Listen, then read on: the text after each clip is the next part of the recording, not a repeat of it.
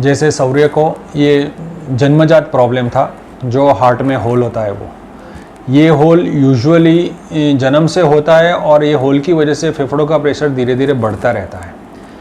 तो ऐसे जब बच्चे को पता चले जन्म से कि उसको हार्ट में होल है, तो ऐसा मान के चलना नहीं चाहिए कि वो अपने आप बंद हो जाएगा। उसके लिए अपन को बहुत रूटीनली उसकी जांच कराना पड़ता है और उसका इको करवाते रहना पड़ता है और साथ में फेफड़ों का प्रेशर भी चेक कराते रहना पड़ता है। अगर फेफड़ों का प्रेशर बढ़ता रहता है तो अपन को ये ऐसे बच्चे यूजुअली 2 या 3 साल की उम्र में ऑपरेशन कर देना चाहिए। अगर उससे उम्र ज़्यादा बढ़ने देते हैं तो फेफड़ों का प्रेशर बहुत बढ़ता रहता है और कभी कभी ऐसा हो जाता है कि हम ऑपरेशन करना चाहे तो भी नहीं हो सकता है। तो आइडियल टाइम पर ऑपरेशन हो जाना बहुत ज़रूरी होता है। तो बच्चे को अगर जन्मजात हृदय की तकलीफ़ है तो आपको हमेशा पीडियाट्रिक कार्डियोलॉजिस्ट के संपर्क में रहना चाहिए और उसका रूटीनली इवेल्युएशन कराना चाहिए।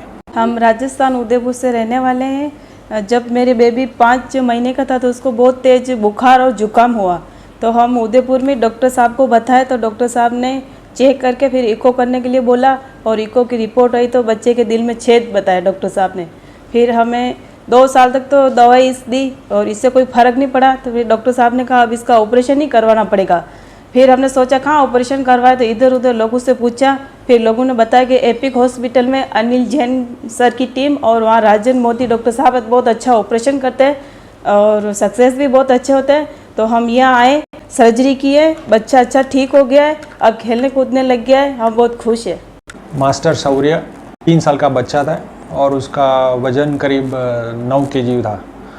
बच्चे को जन्मजात हृदय में होल था, उसी की वजह से फेफड़ों का प्रेशर बहुत ज़्यादा बढ़ा हुआ था। फेफड़ों का प्रेशर करीब सिस्टेमिक पीए प्रेशर्स थे। तो बच्चे को हमने 1 महीने तक sildenafil, diuretics and ACE inhibitors दे के प्रिपेयर किया था और बच्चे को हमने operation surgical closure of VSD के लिए प्लान किया था।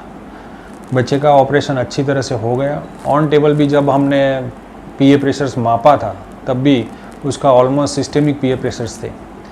हमने बच्चे को वीएसडी देखा तो इट वाज अ सबपल्मोनिक वीएसडी। बच्चे को जो वीएसडी क्लोजर हुआ वो हमने गोरेटेक्स पैच लगाकर ट्रांसपल्मोनरी वीएसडी क्लोजर किया हुआ है। आफ्टर द सर्जरी जब पीए प्रेशर मापा तो ऑलमोस्ट 2/3 जितना सिस्टेमिक से 2/3 कम हो गया था। So this was the good sign. Surgery के बाद बच्चे को करीब 48 आवर्स तक हमने सांस की मशीन लगाई रखी थी और उसके बाद बच्चे को सांस की मशीन से दूर किया था और बच्चा अच्छी तरह से सांस ले पाया था। उसके बाद बच्चे की रिकवरी बहुत अच्छी रही है और बच्चा ऑलमोस्ट 8वें-9वें दिन डिस्चार्ज हो रहा है।